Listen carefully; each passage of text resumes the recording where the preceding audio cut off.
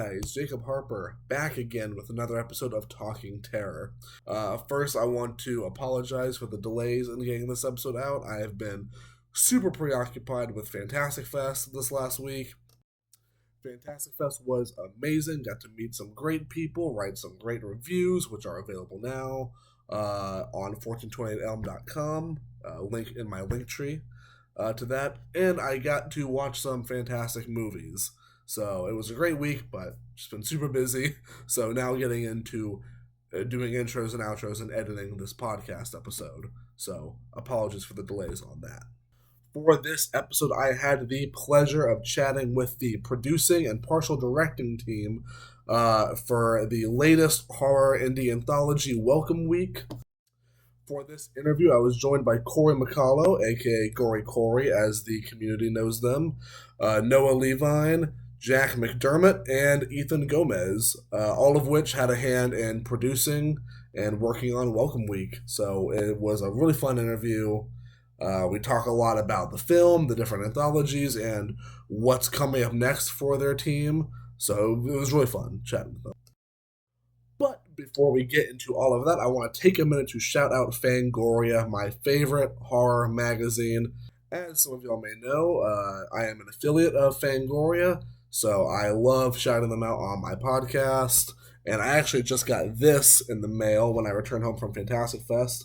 It is, the glare on that is terrible. But it is a special edition mini issue for The Substance.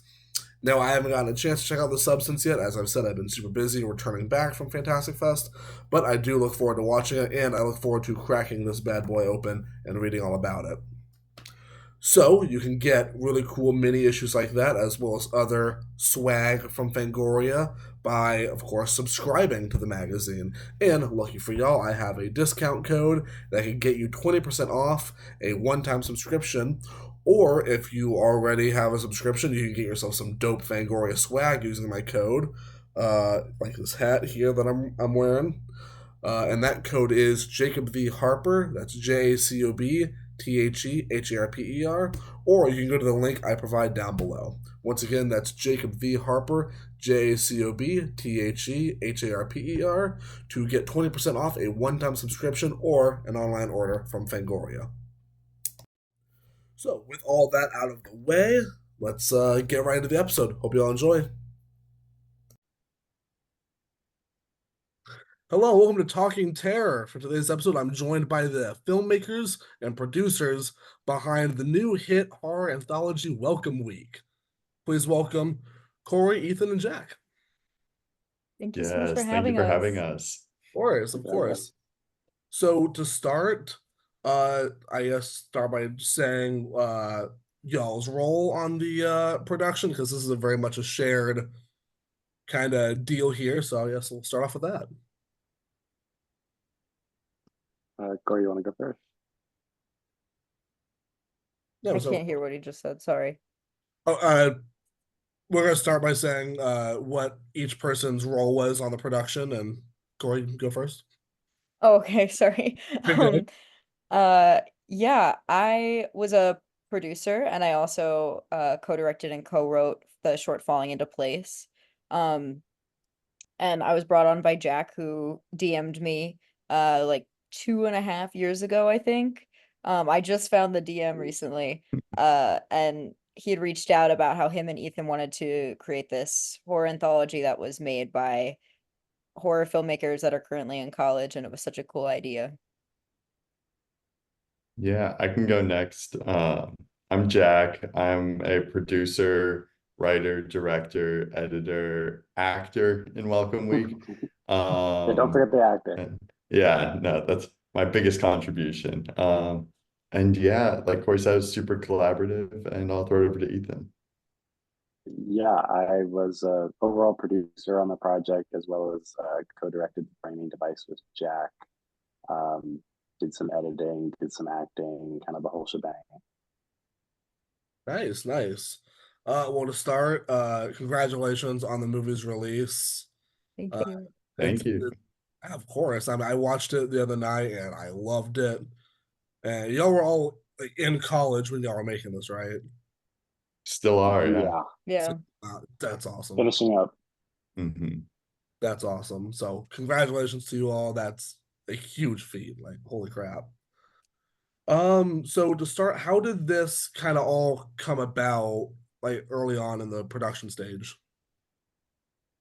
I mean, I think the origin was, well, it started with Satan's Servant, which was me and Ethan's first film that we co-directed in our senior year of high school.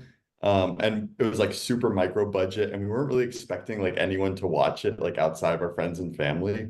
But then like as we were releasing it, it got like picked up by Fangoria and made a splash. We got interviewed by Gory Cory, lots of like huge publicity.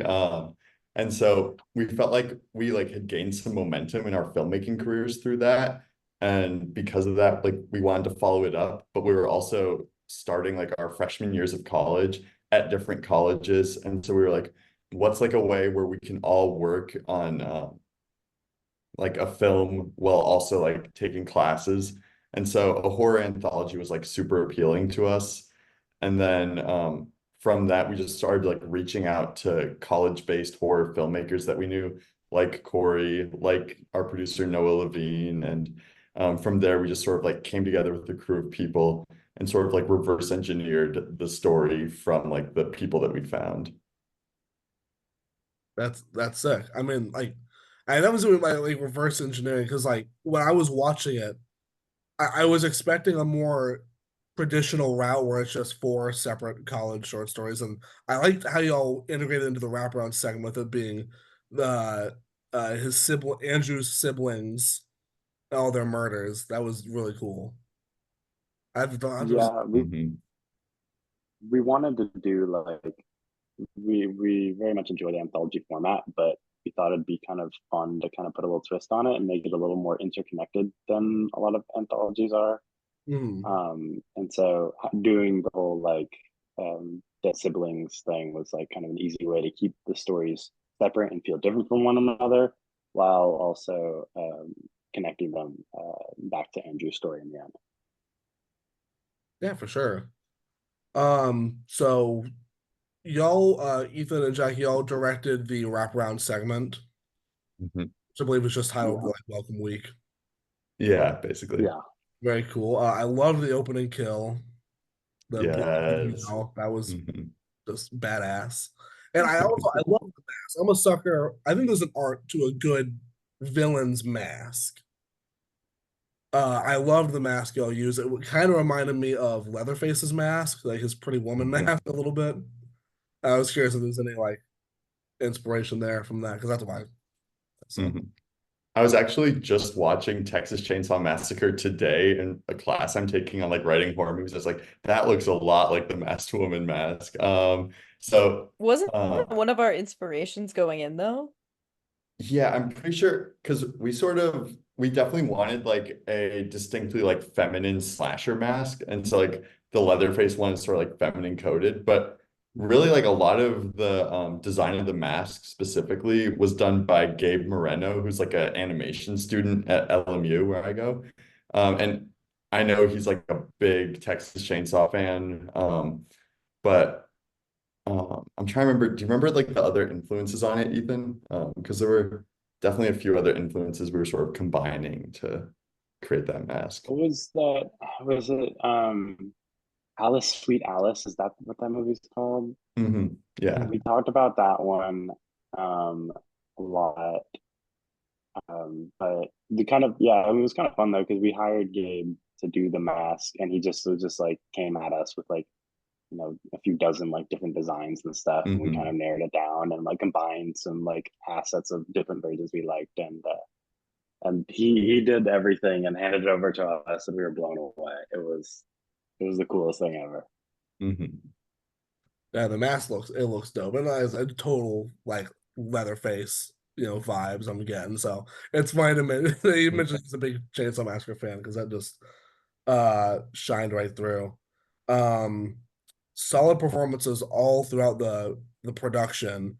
So, what was the casting process for y'all's individual shorts, both Welcome Week and Falling into Place? hmm Or you want to start?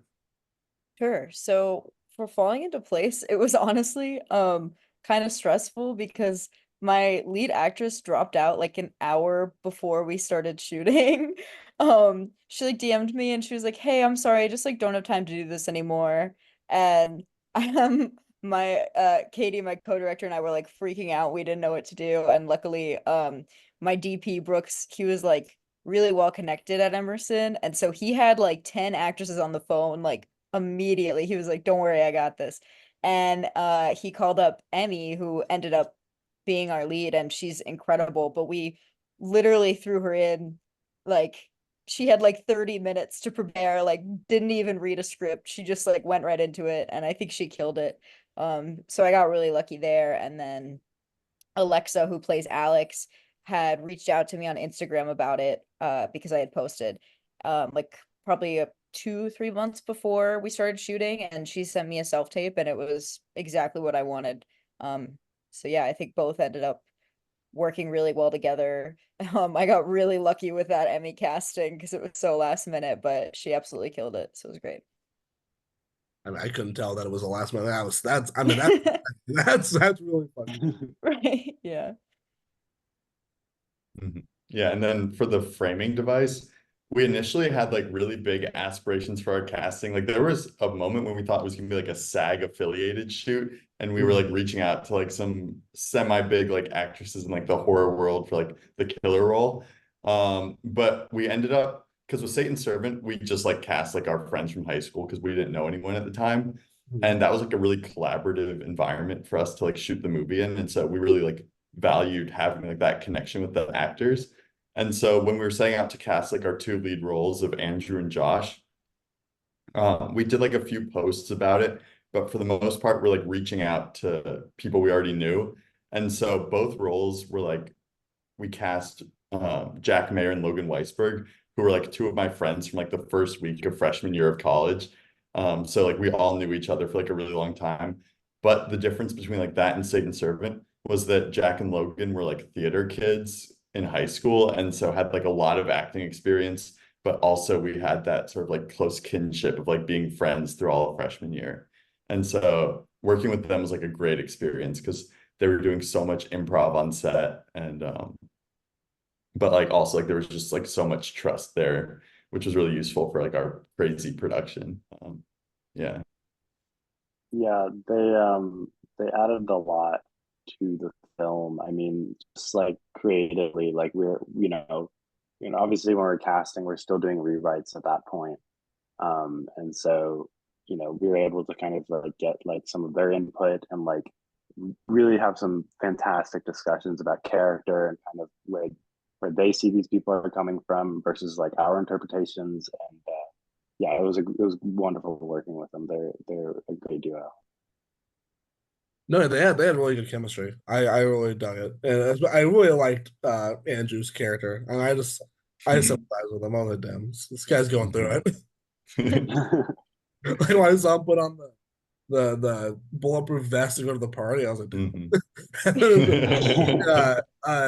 Her name escapes me. The actress who was hosting the party, she said it's very Kanye. So that's funny. Yeah. That's one of my favorite jokes in the movie. But that joke has gone through turmoil. Yeah, it really has. I mean, we wrote that joke a long time ago. I think it aged like wine, personally. Oh, definitely.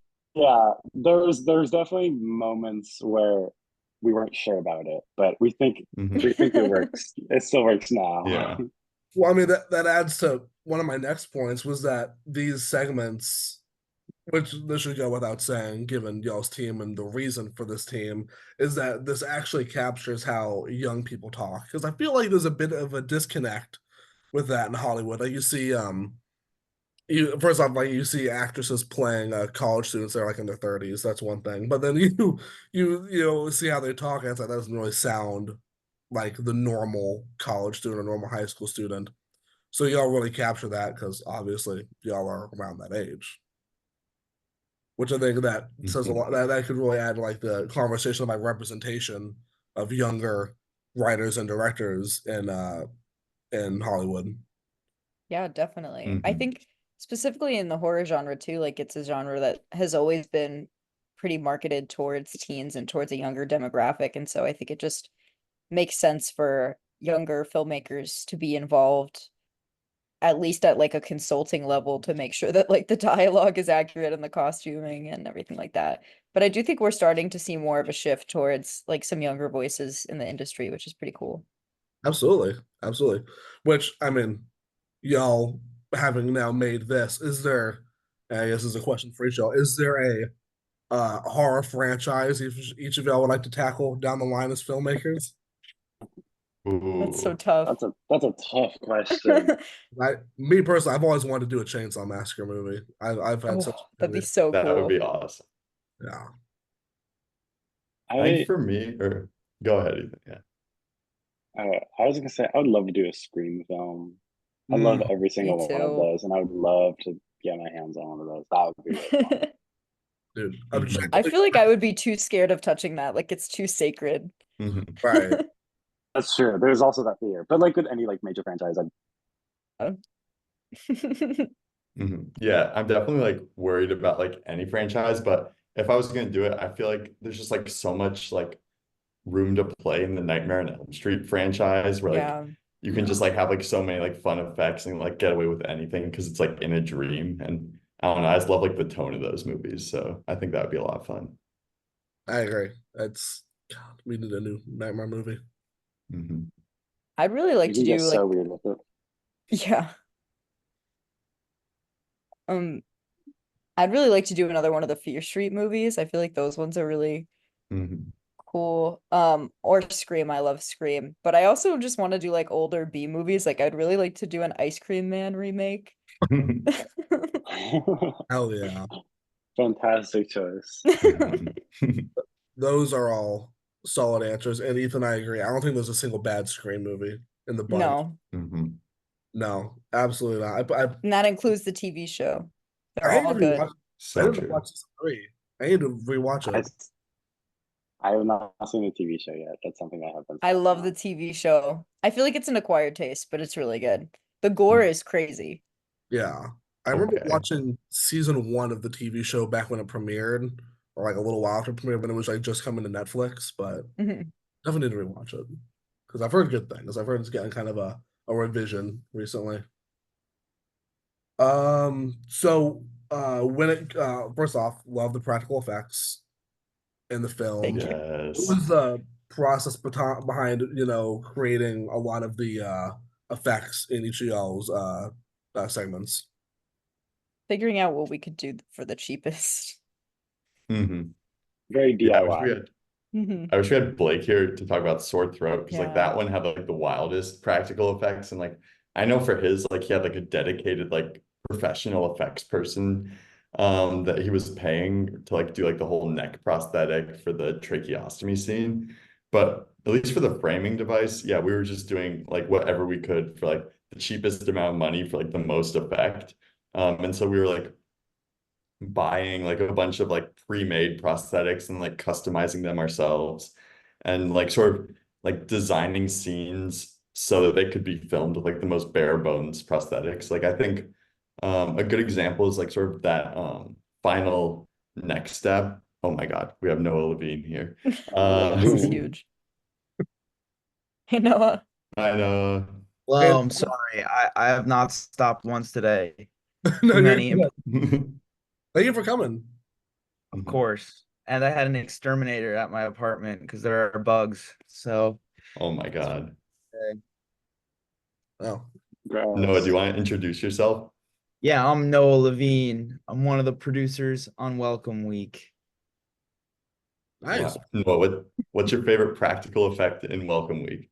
My favorite practical effect in Welcome Week is when the throat gets stabbed by the Great character choice. in Blake's short. I So love true. sore throat so much. it's so good. Hmm. I was like, are we going into like disease horror, like zombie ass shit? I was like, oh my god, we are. I love this. And when the blade gets stuck in the throat, I made this note. I said made me cringe in disgust. That Hell yeah. that was the intended effect. So I'm Yes. glad that happened. Mhm. I loved it. It's Like if you're listening to this, you it's made very fun. It's very fun watching the audience during the screenings we've had of this film because I love when we get a sore throat and everyone just like turns away or covers their eyes. Mhm. it's a great Like feeling. it's very happy. Yeah. No, I remember like we were reading the script for Sore Throat and we're like, this is like awesome and like disgusting, but like there's no way he pulls it off. And then like as soon as like the footage started coming in from set, we're like, oh my God, he did it. And just like each cut, like even from like the first cut, it was just like, wow, like this is like really working. And then like from there, it was just like refining it and refining it. But no, that short like turned out so well. It's The raw crazy. footage was even grosser. It was just like takes and takes and takes of pimples popping and stuff. It was great. Yeah. Yeah, all the pus coming out. I was like, oh, okay. This, but because I want I now because you mentioned that no, I now want an uncut version of Welcome Week. So now you've made me I think Blake does too. Start the hashtag. Start the hashtag. Yeah. yeah. Can we get the I don't know what we'd call it I guess the whatever cut the The pus uncut cut. cut. Pus Yeah. cut. Us cut. The pus Pus cut. Just the pus cut. Dude, hashtag release the pus cut, yo. Perfect. Let's get that trending. So, Mhm. as producers, what made y'all uh what was the deciding factor on finding the filmmakers for this project? What was the like kind of criteria y'all were after? What made y'all choose Ryan Rank, Blake Douglas, Lindy I Ibarra? mean, Well, yeah. okay, Oh, what's up, Ethan? It was really like I would say it was really just like trust in like the producers because kind of everyone brought on a person. Mhm. Like Jack brought Blake, brought Ryan, Cory brought Lenny, and I brought Katie onto the project, and we just kind of and we trusted each other enough, and we had seen, we had seen the work that they had done previously, and we had like several sessions of like brainstorming ideas and like coming up with script concepts and whatnot that we felt pretty confident in them. There wasn't like really like a casting process for it at all. Like it was just kind of like these were like people we knew, and they're like they're kind of like meant to fill Mhm. in. I think we also really wanted like geographic diversity where like we could get segments from like all over the country and like even on like a really small like micro budget film get like production value just by shooting in like so many different locations around the world. And so I think that was like also a big priority for us. But yeah, it was kind of just like who do we know who's like into horror and in film school. And from that we came up with like this awesome list of filmmakers who were so much fun to work with. Awesome, awesome. Yeah, I loved every segment here. And I was telling Corey before we started this, I'm really good friends with Ryan Rank. He's great. He's a cool dude. So it was cool seeing his segment. And no, actually, I think you and I met at Fantastic Fest last year. That was Yes, really we did. yeah. I'm looking forward to going back. Are you going to be there this year? Yes, I am. Are you? I will. Oh, we'll get a beer. Yes, for sure. For sure. Yeah. I'm Um, so jealous. I wish I could go. Mhm. that's fun. Not One not day. um so Corey, what specifically inspired your segment falling into place? What were some of the core themes you wanted to tackle and just the inspiration for writing and directing it? Um, I think, well, I think like for me when my freshman year, I was like going through a lot mentally.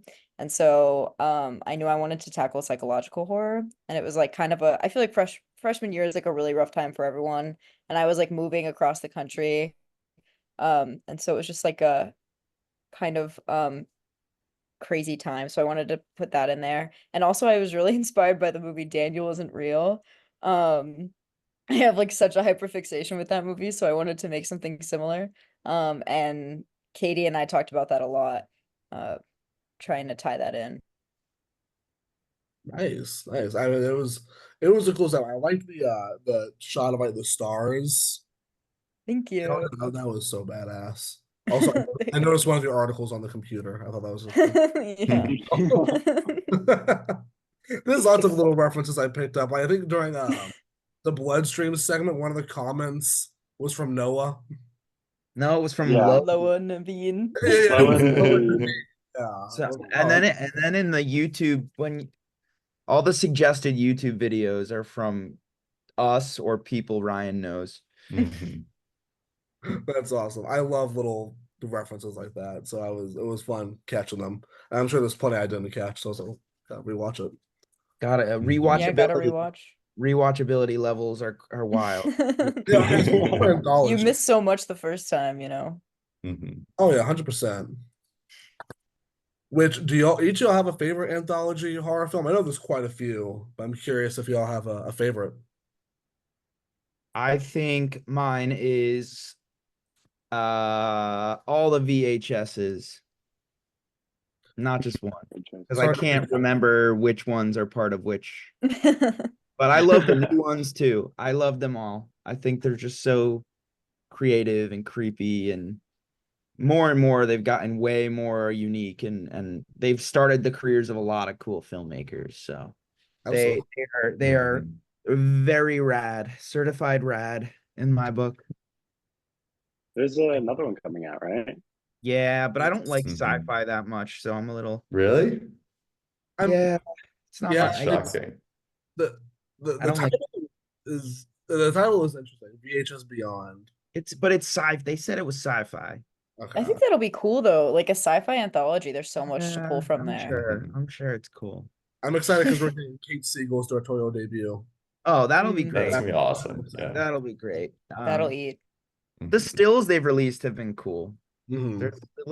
It looks cool for sure. I think they should do a sleepaway camp one. That's my pitch. Ooh. That's Yeah. what I wanted us to do Hire after him. Welcome Week. Sleepaway Camp. Yeah. Who knows? Uh, Ethan, Jack, or Corey, do y'all have a favorite anthology horror? I mean, I'm a big fan of Southbound. I think just like in general, I like when an anthology has like a theme. And so I feel like Southbound feels sort of like Welcome Week, where it's like a little more coherent than a lot of anthologies are. So I had a really good time with that one. And sort of like VHS, it has like segments from a lot of directors who like went on to big things. So Yeah, I'm a big Southbound enjoyer. I just need to check out Southbound. It's been on Yeah, my wish list for a while. Southbound's a good time. We are definitely very much inspired also by the Mortuary collection, which is a Yeah. really good one. Mhm.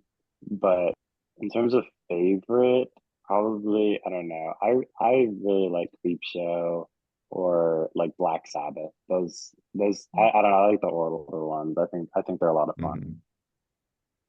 Nice. Yeah, I'm also gonna say Southbound. Southbound's like one of my favorites. Or All the Creatures Were Stirring. I love a good Christmas horror. Same. I don't know if I've ever seen Southbound. It's You really should good. watch You it. should watch it. It's awesome. I might have just forgot. I don't know. I'll have to check it out after this. I love all the recommendations here. It's And awesome. I don't think I've heard of Black Sabbath either. Maybe I've heard of it, but I've definitely never seen it. I'll have I to thought check. that was a band. Yeah. It's Well, before it the couldn't band. possibly be both. Mm. It's I'm a mistaken. Mario Bava film. It's like 1960 something. Oh wow. It's Oh. like Okay. yeah. Hmm. It's cool. It's cool. The aesthetics are crazy. I'll check that out. I was expecting you to say Trick or Treat or something. 'Cause I love Trick or Treat. I Oh love Trick or shit! Treat. Oh Yeah, yeah, I I forgot love that Trick one. or I That one's forgot. great. I like that one. That might be my favorite. That was like I remember the exact place I watched it. It was in a basement with a bunch of friends in like middle school. And I think it might have been the first R-rated horror movie I watched. Whoa. That's So so that cool. Sinister was the first R-rated horror movie I saw in a theater, but I think Trick or Treat was the first R-rated horror movie I saw. The first R-rated movie I saw was Don't Mess with the Zohan, and that was not very scary. Don't mess with myself. Wow. I feel like watching.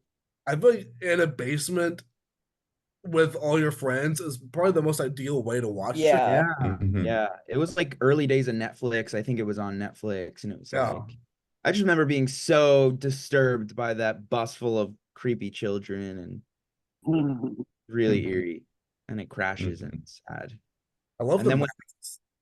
yeah, when Oh, the yeah. kids are like at the shoreline or whatever, and then the zombie kids are walking up to them and they like get in that, it's like a cage that like lifts them up to the cliff or something, if I'm remembering correctly. I just Yeah. remember. And also, apparently, he's coming to Call of Duty, which is wild.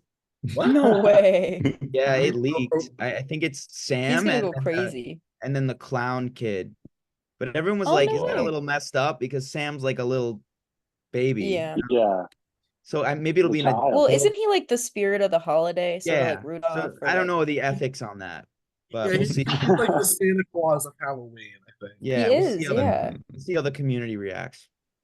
The Yeah. community. I remember they had Michael Myers in Call of Duty like years ago. Like Call of Duty That was how I fell in love with Michael Myers. Like, I'm not even kidding. Oh, What? that's About really So him. cool. crazy. I knew about him, but But you didn't know him. Call of Duty like validated him for me in a really messed up way. And it was Call of Duty Ghosts, which was like middle school me, I think. Yeah. And I'll never forget, it was a map, a level that was just comprised of horror movie references. There was the Evil Dead shed. There was references to, I think, Lake Eden. Is that what it's called? Eden Lake, whatever that movie's called.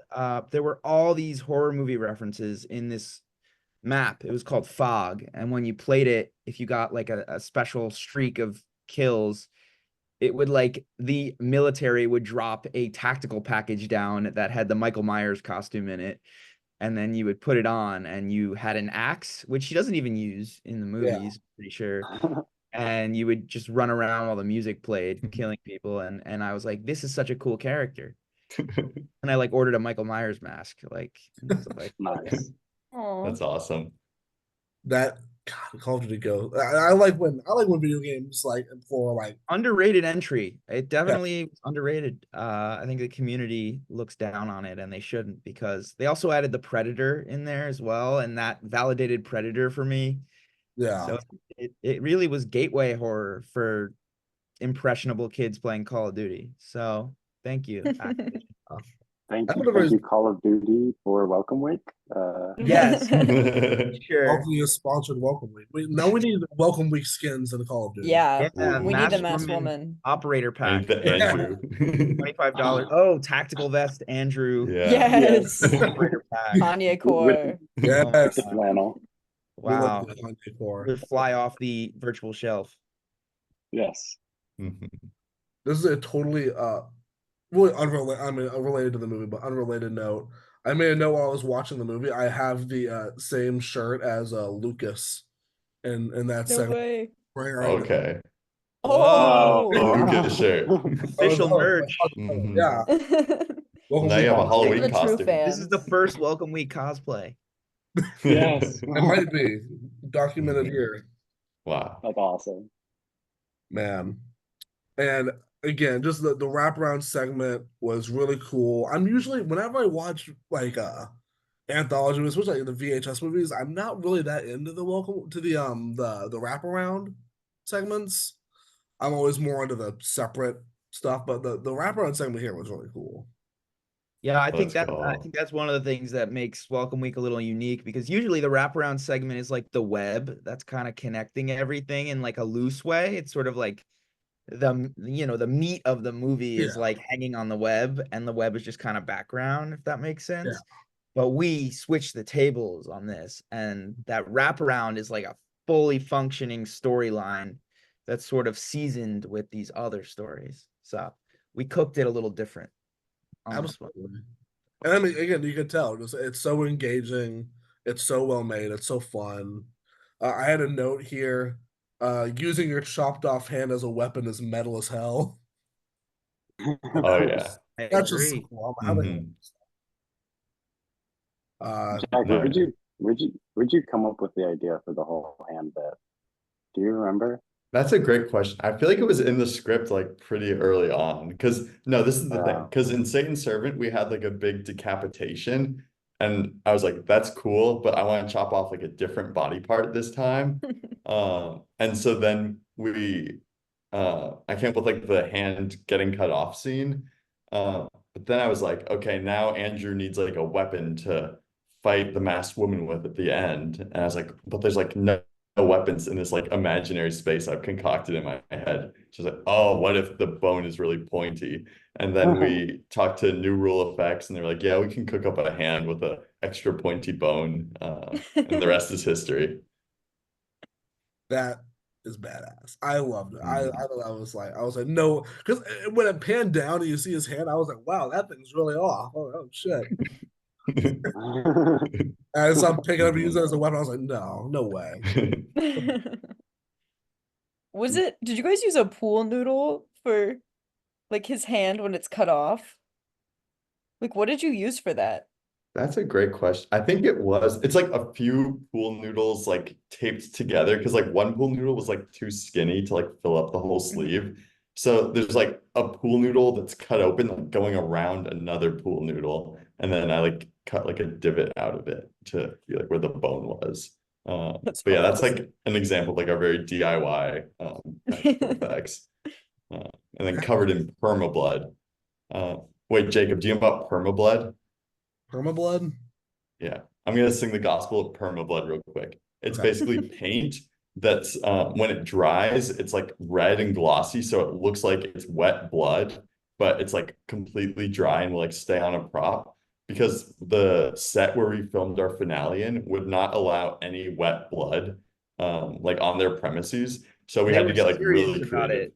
The Yeah. guy was like lurking. The guy in Oh charge of my the space God. was like, Mm-hmm. that blood, is that wet? Mm-hmm.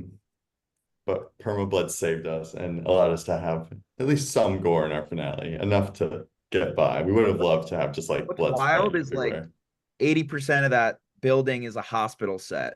So I have no idea why there was no liquid No blood blood. allowed there. Yeah. And there Mhm. was a morgue. So interesting restriction to have. Yeah. No blood allowed, but it's a hospital. That's interesting. Mhm.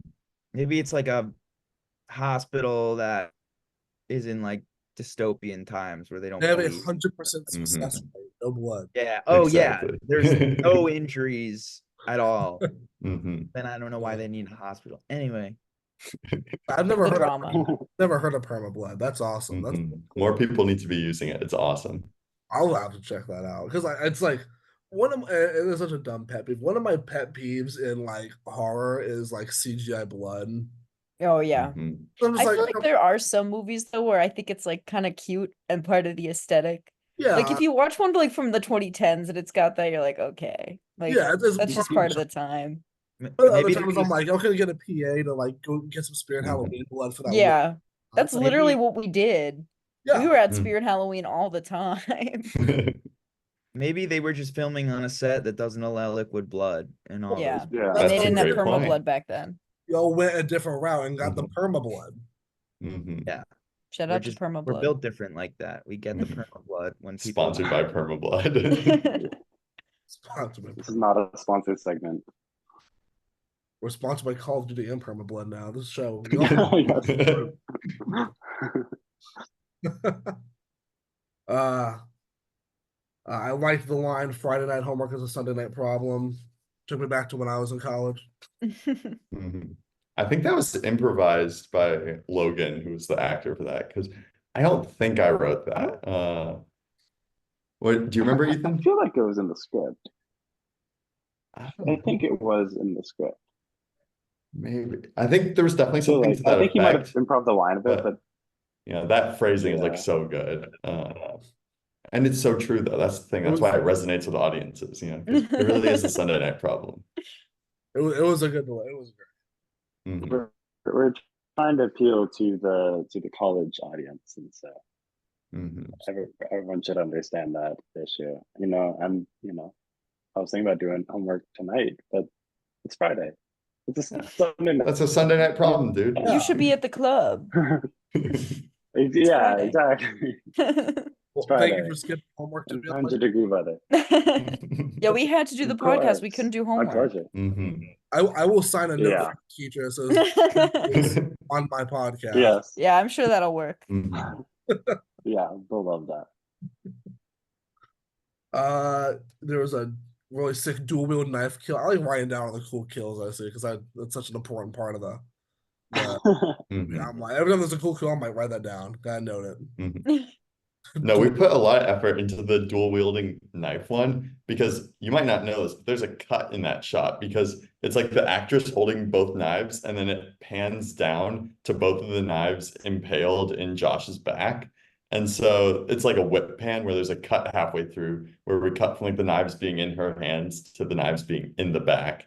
And It's so smooth. no, yeah, Magic- we're magic really of proud editing. of how that turned out. That was cool. That might have been like the first edit that like I made in the film because I just wanted to like see how it would look. And so like I just wanted to like Yeah, put it those was. two shots together and I like sent it to Ethan and we're like, oh my God, it works so well. Because because I came over, remember, like we had everything, and that was the first thing we wanted to see, so we put that Yeah. together. And I remember we put it together, and we didn't. We were like, wait, we did, like it was perfect. like we watched it, and it was just like flawless immediately. We were so happy. I mean, like just like edited the rest of the movie just around that scene. Yeah. It was I brought that. I was like, dual wield knife. That's so cool. I really liked sword. I liked all of them, but oh my God, the sword. I'm still just like cringing at the effects. Yeah, it was so gross. But I loved it. Reading that script, it was so nasty that like for like a full week after reading it, anytime someone coughed around me, I would freak out. Like, And wait, what's up? yeah. I don't even think the pimples were in the script. I'm pretty sure Blake just like added those like in pre-production because he was like, we need more gore. We need this to be more gross. For some I was reason, like, the Wait, scene what? that grosses me out the most is like when the guy reaches into the cheese dip and he like Oh, is it's so in gross. there. I don't know why that just hurts me on a It's personal level. nasty. Yeah, that's wrong. That party sequence is so true though. This is the thing, you had to be on set because I was on set for the sore throat party sequence and they shot that in a real frat house. And so like before like any production No design was PD done, needed. it was just like already like really gross. And like it like smelled crazy on set. But it was like an unforgettable night of filming. I have a small cameo in that scene if you like are eagle-eyed and look in the background. It's not that How long hit did it take back. to shoot all of that? The party scene I think was 2 nights. 2 nights. Yeah, no, because and I remember it was a similar thing where like they had an actor drop out like right before filming night one. And so like literally like they like did some shots with him and like, then I think he dropped out of the project. I don't even know the details. Ooh. But so like that first like tracking shot of the girl entering the party has to cut early because it panned to like this other guy's face originally. That sucks. But I didn't know that. well, but I think like you wouldn't notice like No, it watching looks the movie. great. So Yeah. yeah, like it worked out in the end. But I remember that was like very stressful on set. So what was kind of, I mean, for each segment and just the production of this, what was like the biggest obstacle to overcome in this process? Whew, so much. I think for the framing device, the biggest obstacle, well, there were two obstacles that were like kind of connected. One was that we had like a big like lack of time to shoot the movie because we were filming over like Thanksgiving break and like it's like a 50-minute long segment and we had like maybe like 8 days to film it, 8 or 9. But it was like 8 or 9 now. it was like a crazy tight schedule. So like we had to just like prepare so much and then just like sprint for that entire week. And then we were done. But so that was a struggle. And then just like filming the scenes on campus was a bit of a struggle because we may or may not have had permits. And if we may not have, we may have gotten caught a couple of times and like so we were just like sneaking around campus with like all these like blood and like gore effects. And that was definitely like there were some very high stakes days on set, but it all worked out in the end. I mean, It it's truly felt like Andrew and Josh sneaking around campus, film Mhm. them sneaking around I- campus. So Yeah, it might have added to the like intensity of the film, just like when they're Yeah. sneaking around, the whole crew's sneaking We wanted to get around. really method with it. Yeah. yeah, the whole crew got method. Mhm. I mean, when it comes to getting the shot for like a college thing, a friend of mine when I was in film school, we were talking, and he was like, "It's better to ask for forgiveness than to ask for permission because you still get." Yeah. I was like, "Yeah, Mhm. it's true." Also, there's really no way of proving that that is the LMU campus. Yeah, we shot on green screen with like AI generated backgrounds Yeah, that just that's all happen to AI look generated. a lot like LMU. We just had really good production design, like insane. No, the set with the Yeah. hospital also had a fully functioning college dorm set. Yes. Yeah. Yeah. Of course. Mhm. We shot this at Marvel Studios, all the green screens. All the Yeah, exactly. Exactly. They were Yeah. reshooting Captain America, whatever it's called, right next door while we were Yeah, doing it. Absolutely. Um, I loved the end credit sequence. It was very, very cute. I love the Mhm. little drawings. That was all That's Noah. Noah. I did Yeah, draw shout out those. Noah. Let me see if I have I might have is this podcast video? It's video and audio. Okay, one sec. Oh my God. Oh, we're The gonna get soft some shirt too. like art design, some storyboards or concept art here. He's Where got is some he doodles. cooking?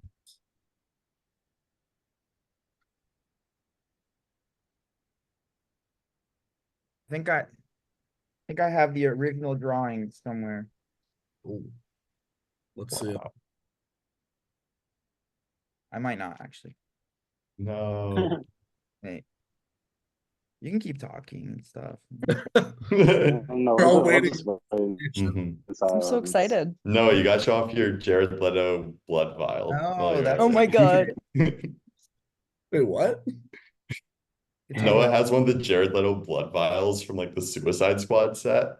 Really? You know how he was like giving like gifts to all the crew people that were like locks of hair, like the green hair and like a vial of his own blood. Somehow Noah came to own one of those, and Noah, yeah. that's precious. Mhm. Yeah. I know. It's incredible. A piece of film history. Literally, what was lost? No, you can clone Jared Leto. Do you know the power you have now? It's just That kidding. is true. Yeah. I mean, I haven't determined if it's real blood or fake blood, and I honestly do not know what like, I don't have a theory. It could go either way. I bet it's real. It must be in a Yeah. different book. Let me take a look. I'll decide. I was talking about the hair. It's like Joker, like Jared Leto Joker hair. Well, but that's got to be a wig, right? No, Maybe I'm not. sure. I No, think it maybe was he dyed his hair. it was a wig for the We probably reshoot. could die today. It was a Hmm. wig Oh. for the It was reshoot. probably both, yeah. Mhm. Oh, Oh my God. there's Hey. Whoa. Oh. there's the blood falling into place, Yeah. Wow. and the freshers, Okay. Nice. masked woman, Whoa.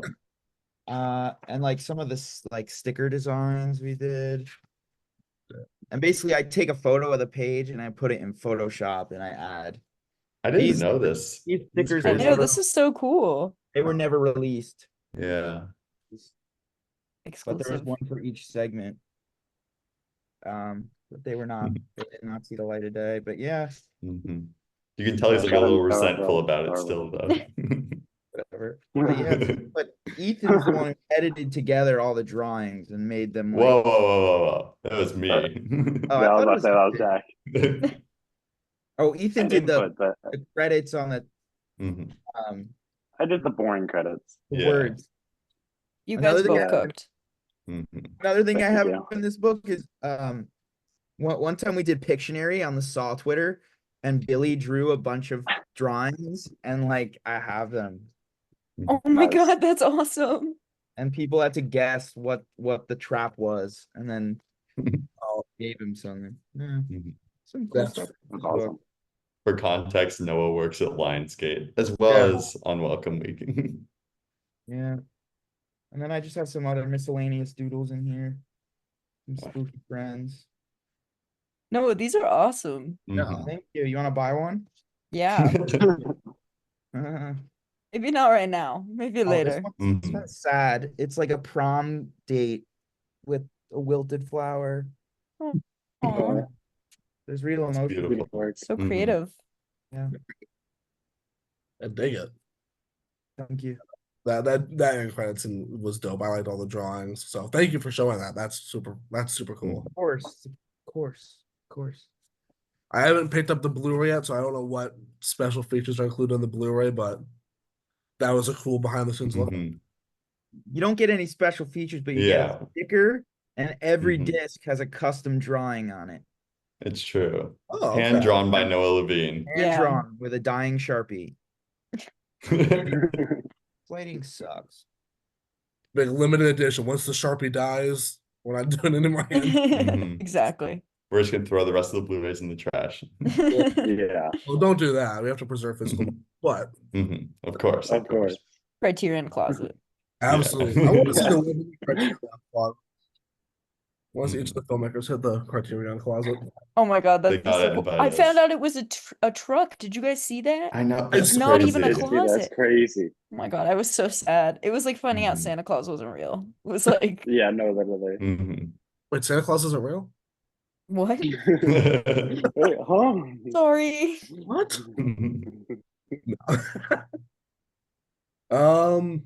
Yeah, this movie is amazing. Thank Really you. cool stuff. Y'all did Let's this go. while in college. It is the coolest shit I've seen in a while on like the indie front. Of Oh, can we Oh, quote Thank you you on so that? Thank much. you. course. The coolest shit I've seen in a while. Yeah, Let's can we put that on the go. Blu-ray? Yes. Yeah. It's It not is too late. on- It is on my bucket list as a film critic to have one of my words on a Blu-ray of a horror film. Mhm. Hell I thought yeah. I thought I was gonna be on the Curse of La Llorona Blu-ray, but I wasn't. Oh, That would have been no. so cool. They took like a sentence from my review, and like it said nightmare fuel, but like the review was a negative review, and can we use quote nightmare fuel? And I was like, That's sure. awesome. And then I never got used for anything. And I would like go to Barnes and Noble and check the Blu-ray and be like, oh my God, Aw. no. They read the rest of the Get over review. there, see Awesome. the change. Yeah. They read the- God, that's awesome. Which no, I didn't get a chance to ask you this. I asked everyone if they could tackle a horror movie franchise, which one they'd make a film for. So I'm curious what your answer is. That's a good question. Friday the 13th, 1000%. I've got the pitch. I've got Oh. a Jersey sleepaway boy. camp I could film at like this. He's ready to go. I'm ready to go. I This could is a green light. trust me. Like I got this. I'm a better choice. Let him cook. I'm a better choice than literally anyone else. What? As a second option, I'd say the Lost Boys. I think, Ooh. Oh, Ooh. but like that'd be so you good. can't modernize it. You have to keep the style consistent. Yeah. Mhm. Or I'd do a Beetlejuice. Beetlejuice 2 was so good. Let me do the third. You Oh won't. my God. I haven't seen the new Beetlejuice movie. I might It's say good. Don't listen to the haters. It's good. Mhm. Made me smile. It's funny, Noah, you bring up Friday the 13th because actually, another guest I I'm do having it on the too. show. What? Who was on the show? Another guest I'm having on the show later this month is the guys behind the Womp Stomp films, Oh Oh, yeah. Mhm. Alone, and all that. I'm gonna have them on for the Friday the 13th. Oh. Oh, that's they've already awesome. made their Friday the 13th. So Well, I think they're campaigning So now. the next one. we'll see. No, I like how ready you are to do a Friday the 13th. I think we need to do Friday the 13th movie like yesterday. Like, And I think Mhm. I'm the one to bring it to you. yeah. Whatever happened with I'll the second TV that. show? It's getting overhauled. They brought in a new showrunner. Ooh. Yeah. Well, I mean, I didn't know. I know the former showrunner did Hannibal. If I'm Yeah. remembering Oh yeah, correctly. yeah, yeah. But I remember there was Oh, one They episode. replaced him Yeah, with There wow, I'm were not up to date. there were yeah, a few. It was like I think him and some of the other creative leads I think got replaced, yeah. Mhm. Hmm. Which or there were creative differences. I don't know, whatever the article said. I was kind of bummed out because they started like, I guess since they knew they weren't gonna have the job anymore, they just started like saying what they were gonna do. Yeah, I find Mhm. that But a little immature, but yeah, go but off. there was one that was like, it got me excited. It was a Kevin Williamson. Yeah, the Video chase. Oh yeah, Yeah. that where he had sounded the whole, crazy. yeah, it was an hour-long chase sequence, and I was like, dude, that's cool. Can, You can we see keep Strange that? Darling? I haven't seen Strange Darling yet. No. If you want a chase sequence that is very long, see Strange Darling. Yeah. Good I want point to out. get Kyle Gardner on this podcast. He's so cool. Oh my God, he's Mhm. amazing. Good. And Willa Fitzgerald. Talk about the Yes. Scream Yes. series. And, I've yeah. been a fan since then. The day one. Did y'all Day see one for Smile? sure. Hmm? Did y'all see Smile? Oh yeah. Yeah. Okay, I'm gonna be honest. When I saw the trailer for Smile, I wasn't that excited for it. I thought it was gonna be like not great. But then I Mhm. watched the premiere at Fantastic Fest. Dude, I ate my words so fast. That movie's It's so I don't think No, the it's marketing awesome. campaign. Well, actually, I liked like when people were smiling and going to baseball games and stuff like Oh that. yeah. Like that was like awesome. the boots on the ground marketing campaign was great. It's just the way the trailers were Yeah, edited, the I trailers wasn't a weren't. fan of. They felt like they gave so much away, and then it was a totally different movie, Yeah, which Mhm. I thought was cool. yeah, I agree. Smile was great, and I'm excited for the sequel. Me too. I've been like kind of Looks avoiding fun. the trailers intentionally, so I can go in as blind as possible. I'm excited. I think that director Parker Finn, his short film was at Fantastic Fest. Mm-hmm. And I think I saw it one year. I think it was Fantastic Fest, one of the Texas festivals, and it was like a therapist short horror film called like Laura hasn't. Laura, yeah. And Yeah, it was cool to make that connection when I found out Smile Guy did that. Smile guy. Smile. Does he is he directing the sequel? I don't know. I think Yeah, so. Yeah. and he's working on The Possession with Robert Pattinson. Hell yeah. That's Right. gonna be I'm crazy. not convinced that's gonna happen, but I hope it does It's a because that'd be fluff awesome. headline. I don't know. Like it's like in development or something. So we'll see. I hope it happens. Mhm. I want to see Robert Pattinson lose it in a subway. No, that'd be awesome. yeah. Because he would be so good. You see the first Omen? They reference that scene pretty. Yeah. Mhm. First Omen was really good. I Yeah, Yeah. kept up that on the was Omen franchise, but I liked First Omen. Hmm. that was a movie right there. That was good stuff. Mhm. It felt That like was a cinema. movie. My favorite part about the movie is that it feels like a movie. Yeah, Some movies do not feel like a movie. I got what he was saying. yeah. I'm paying always putting down. Mhm. Oh man. Well, guys, thank you guys so much for coming on the podcast. It was great talking with y'all Thank you about so much for having us. Yeah, sports. thanks. Sorry, I Yeah, was thank late. you. And congratulations again on the success of Welcome Week. I'm excited to see where we go. And I guess I'll end this off with are y'all doing next? Ooh. Do y'all have any upcoming things y'all want to tease? Just let them out right now, I guess. If you can. I don't want anyone breaking into NDAs. None of us are NDA'd. Well, for Corey, I feel like you have a lot Um, coming out. Me? who? Yeah. Corey? I feel like Corey has a lot of things like in production and development right now. I don't maybe. I'm in post right now for a short film called The Beast Beneath Boston. And then no, what is that? It's supposed to go on like a if you had a stick shift. Ah. Friend got me this, Cool. but my car ignition thing is like a big Um bit. um um, sorry, I got distracted. Yeah, but I have that, and then I produced this movie called Wandering Star for one of my good friends, Sammy Dallas. That's gonna come out soon. That's really exciting. Oh, and I before that I produced another film for them, my friend Will Curtis, called 8 p.m. to 8 a.m., which should be heading to festivals this year. Um, Yes. yeah. Nice. I have a short horror thing that I'm sending to festivals soon, which is exciting. And working on just kind of some random stuff here and there. Potentially doing a documentary thing. Lots of stuff in early development right now. Nice. So true. Yeah, I have a bunch of like scripts that are at various stages of development that I'd really like to get made, but like Welcome Week has just been taking up like so much time recently. So like it's really great to like have that out and like not be able to move on from Welcome Week because like my heart's always going to be with Welcome Week, but just like be able to work on some other stuff. So we'll see like what sticks, but yeah, I got like a few horror scripts, a few non-horror scripts. We'll see what's going on, but right now I just got focused on like graduating. So Right. we'll see. Real. I have a short film I'm trying to do. I'm storyboarding it, but I've been trying to do it for a few months and I just keep procrastinating. But it might happen. Who One knows? day. It's a horror short. You know who to call. Yeah. Yeah.